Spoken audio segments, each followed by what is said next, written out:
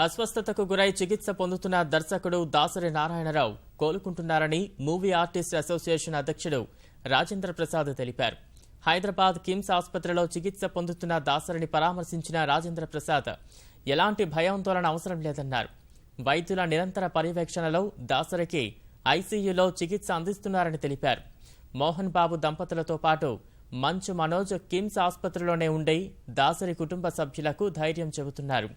మరోవైపు దాసరిని పరామర్శించేందుకు కిమ్స్ ఆసుపత్రికి సినీ రాజకీయ ప్రముఖులు తరలివస్తున్నారు.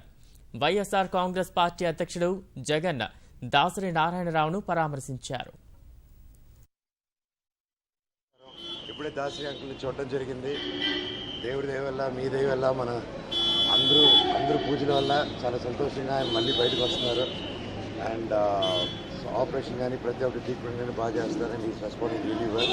And we're all thankful to God. Thank you so much.